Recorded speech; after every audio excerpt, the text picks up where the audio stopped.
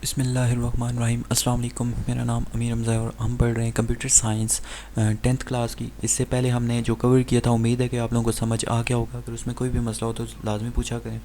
आज हम उससे आगे चलेंगे, जिसमें हम देखेंगे कि पहले हमने पढ़ा था कि प्रोग्राम को इम्प्लीमेंट कैसे किया जाता है, यानी कि उसको इंस्टॉल कर देना। अब उसके बाद आ जाता है maintain and update the programme.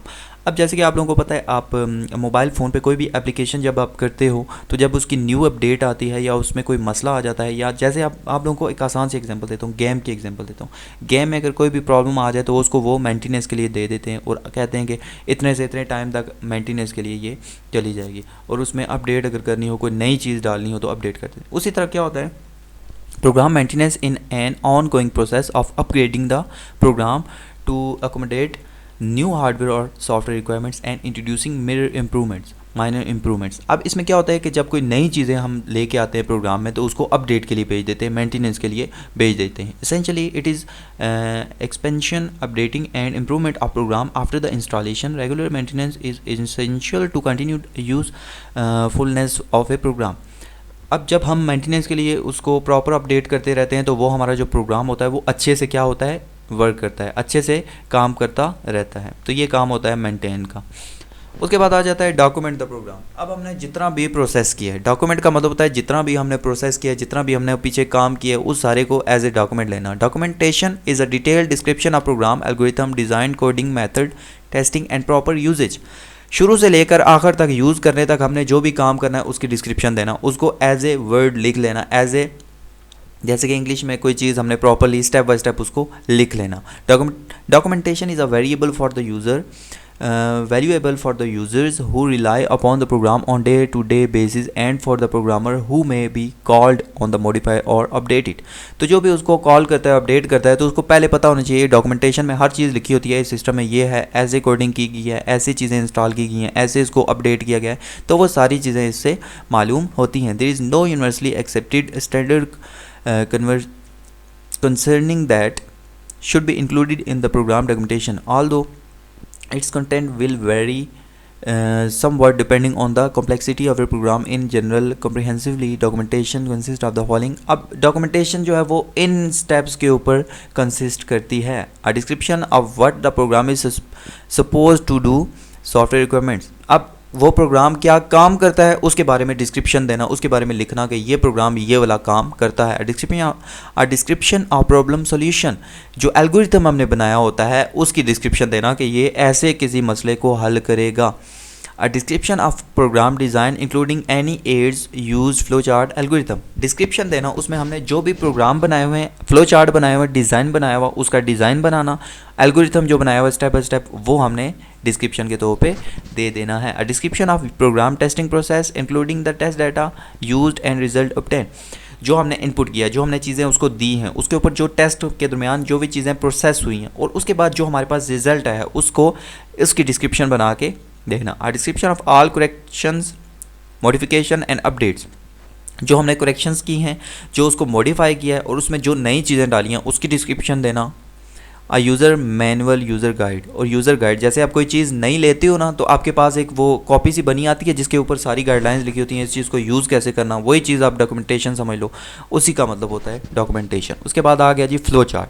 Flow chart हम पढ़ चुके हैं, स्टेप बाय स्टेप, ठीक है, of nice set of steps which is follow accomplish a particular task, यानी कि स्टेप्स, सेट ऑफ स्टेप्स जो किसी भी टास्क को परफॉर्म करने के लिए इस्तेमाल किया जाता है। यहाँ तक इसकी डेफिनेशन है। उसके बाद है क्या स्ट्रेटजी इस्तेमाल की जाती है किसी भी एल्गोरिथम को डेवलप करने में। Algorithm develop involves the following steps to carry out. We can process to correct solution of a particular problem by adopting the following strategy. कुछ स्ट्रेटजीज होती हैं, कुछ चीज़ें हम यूज़ करते हैं जिससे एल्गोरिथम को बनाया जाता है। ठीक हो गया।